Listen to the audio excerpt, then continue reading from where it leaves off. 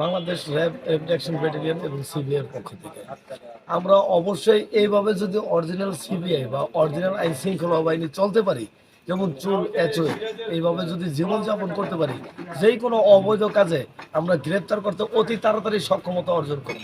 বাংলাদেশে আমি বেনজির সুরিয়া সম্রাট ব্যক্তিগতভাবে প্রত্যেকটা চালান, অবৈধ চালান এবং নিরস্কর চালানগুলা এইভাবে পাগল সেজে এই পর্যন্ত 2 বছর 14 বছর যাবৎ গ্রেপ্তার করতেছি এবং প্রত্যেকটা গ্রেপ্তারের পিছনে আমার প্রত্যেকটা এই পাগলের এচুইট এবং চলাফেরা প্রত্যেকটা কাজ করে। ভাইয়ের নাম কি? আমার নাম বেনজির সুরিয়া সম্রাট এবং ব্যক্তিগত অন্য একটা নাম আছে যেটাকে বলা হয় সম্রাট খান।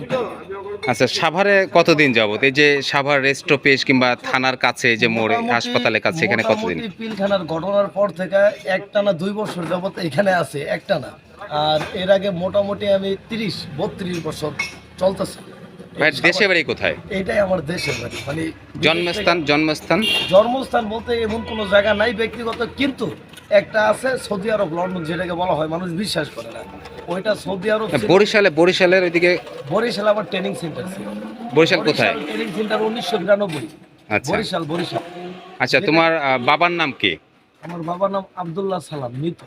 আচ্ছা, ভাই বোন কয়জন? ভাই বোন নাই, তুমি একাই? বরিশালে কোন এলাকায় বেশি থাকতে? বরিশাল মোটামুটি আপনি সেনাবাহিনীতে আছে বর্তমান আজগর আলী, আবার র্যাপিড অ্যাকশন ব্যাটালিয়ন আছে।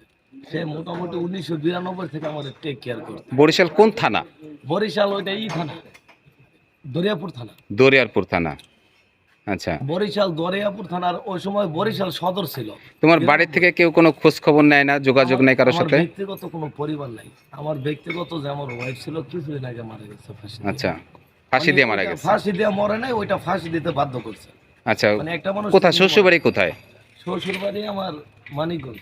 মানিকগঞ্জ কোন এলাকা? মানিকগঞ্জ হলে আপনার পাঁচু এলাকা। পাঁচু এলাকা। আচ্ছা, কোন থানা এটা? খরারচর।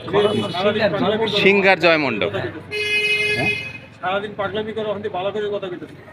না ভাই, তো অনেক ভালো, তো অনেক ইংরেজিতে তো কথা বলতে পারো? হ্যাঁ, অনেক বলতে পারি। ইংরেজিতে একটু বলো তো, মানে একটু কথাটা তো বলো।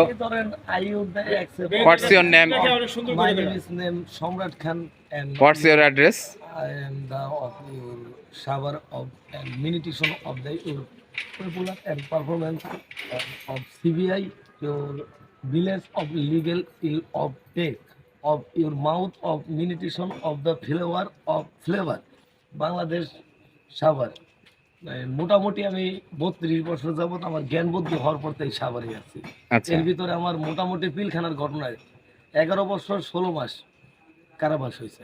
2012 সালের 3 মাসের 7 তারিখ প্রথম পিলখানার ঘটনায়, যখন পিলখানার ঘটনা আমি শুনতে পারলাম, পিলখানায় বসে কারাগারের প্রত্যেকটা আসামির মানে কাগজপত্র সই দেওয়া হইতো, ব্যক্তিগত যারা কয়েদি বা হাজতি। সময়ত ভিউয়ার্স, এই ভাইয়ের কিছু কথোপকথন রেকর্ড করলাম। এই ভাইকে দেখছেন, তিনি প্রশাসনিক ড্রেস, যেমন পুলিশের ড্রেস কিংবা কমিউনিটি ভলেন্টিয়ার ড্রেস, এইভাবে ড্রেস পরে সে দীর্ঘ মাস যাবৎ, বেশ কয়েক মাস যাবৎ সাভারের রেস্ট অফিস, সাভার উপজেলা স্বাস্থ্য কমপ্লেক্স কিংবা থানা, এটার যে একটা মোড় আছে এখানে এসে থাকে।